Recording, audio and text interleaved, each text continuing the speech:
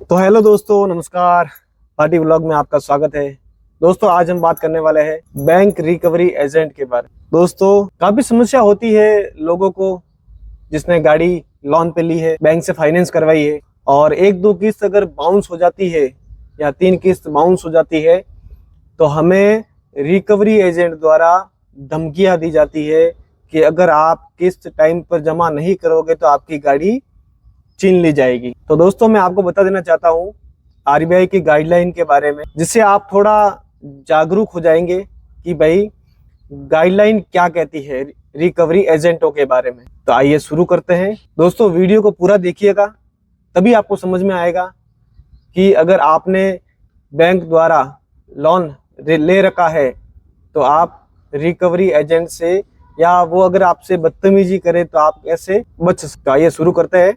RBI की दिशा निर्देश के अनुसार रिकवरी एजेंट ग्राहकों को सकाळी 7 बजे से शाम 7 बजे के बीच ही फोन संपर्क कर सकता है। यानी दोस्तों, आरबीआई की गाइडलाइन यह कहती है कि रिकवरी एजेंट सुबह 7 बजे से शाम को 7 बजे तक ही आपको संपर्क कर सकता है। इसके अलावा रात को 10-11 बजे आपसे संपर्क नहीं कर सकता। अगर आपको हैरेसमेंट किया जाता है तो आप नजदीकी पुलिस थाने में शिकायत कर सकते हैं। इसके अलावा उनसे पूछताछ करने पर उन्हें बैंक द्वारा जारी प्राधिकरण पत्र और पहचान पत्र दिखाना होगा। जो भी एजेंट आपके पास रिकवरी के लिए आता है तो आपको उनसे उनका पहचान पत्र मांगना है कि भाई आप जिस बैंक से रिकवरी के लिए आए हो हमें आपका पहचान पत्र दिखा दो, या जिससे आप जिस कंपनी से आए हो उनका हमें आप पहचान पत्र दिखा दो और वो पहचान पत्र आप वेरीफाई करो। वेरीफाई करने के बाद ही आप उस रिकवरी एजेंट से बात करें, अन्यथा ना करें। एक चीज और, अपमानजनक भाषा, शारीरिक हिंसा, धमकी देने की कोई अनुमति नहीं है। अगर आपको कोई रिकवरी एजेंट धमकी देता है, फोन पर गालियां देता है, तो आप वो रिकॉर्डिंग करके नजदीकी पुलिस थाना में उनके खिलाफ शिकायत दर्ज करवा सकते हैं। इसके अलावा दोस्तों, वे किसी भी ग्राहक को अनुमति के बिना उनके घर या कार्यालय नहीं जा सकते। रिकवरी एजेंट या बैंक द्वारा जो भी रिकवरी एजेंट भेजा जाता है ग्राहक को अनुमति के बिना, जब तक उनकी अनुमति नहीं मिलती तब तक उनके घर नहीं जा सकता या उनके ऑफिस में नहीं जा सकता, या आपको बीच सड़क पर नहीं रोक सकता। अगर आपकी कोई कार फाइनेंस पे की हुई है और रिकवरी एजेंट द्वारा अगर आपको बीच में रोक लिया गया है तो आपको वो रोक नहीं सकता।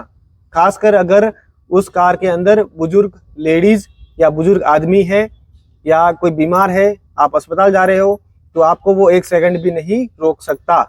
ये आरबीआई की गाइडलाइन के अनुसार नियम बनाया हुआ है। रिकवरी एजेंटों के लिए आरबीआई के दिशा निर्देश, यानी रिकवरी एजेंटों के लिए आरबीआई की गाइडलाइन यह कहती है कि पहचान, सबसे पहली उनकी पहचान क्या है? ग्राहक के पास एजेंट से पहचान पत्र और बैंक का प्राधिकरण पत्र मांगने का अधिकार है। यानी जो भी एजेंट आपके पास आता है उसका पहचान पत्र, बैंक का प्राधिकरण यानी बैंक से आपका जो टाई अप किया हुआ है, कॉन्ट्रैक्ट बना हुआ है, वो पत्र मांगने का आपको अधिकार है। जब तक एजेंट ये साबित नहीं कर देता कि वह अधिकृत है तब तक आपने बात करने से मना कर सकते हैं। यानी जब तक ये साबित नहीं हो जाता कि जो एजेंट बैंक द्वारा अधिकृत किया हुआ है वह साबित नहीं कर देता तब तक वो आपसे बात नहीं करते। ये गाइडलाइन में पक्का दिया हुआ है और आप गाइडलाइन पढ़ सकते हैं। इसके बाद मैंने आपको समय सीमा बता दी है, व्यवहार बता दिया आपको मैंने।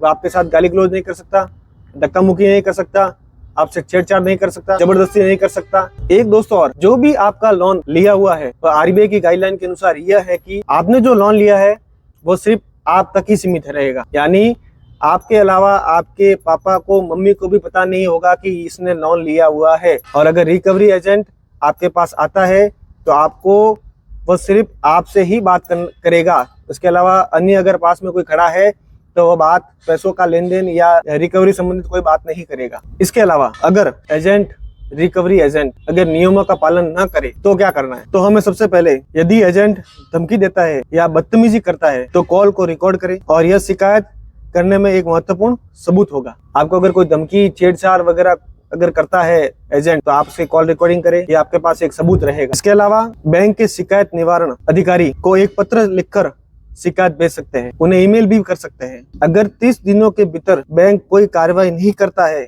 तो आप आरबीआई के बैंकिंग लोकपाल के पास ऑनलाइन शिकायत दर्ज करा सकते हैं। पुलिस में शिकायत कब करवानी है? यदि एजेंट गंभीर धमकी या हिंसा का उपयोग करता है तो आप तुरंत पुलिस में शिकायत दर्ज कर सकते हैं। तो दोस्तों, आपको जागरूक होना है। अगर आपके पास कोई रिकवरी एजेंट किसी भी प्रकार से बदतमीजी करता हो तो आप बेझिझक का वीडियो बनाइए और सोशल मीडिया पर डालिए, उसके खिलाफ शिकायत करवाइए। तो जय हिंद दोस्तों, वीडियो अच्छा लगा हो तो लाइक जरूर करिए और चैनल को सब्सक्राइब जरूर करिए।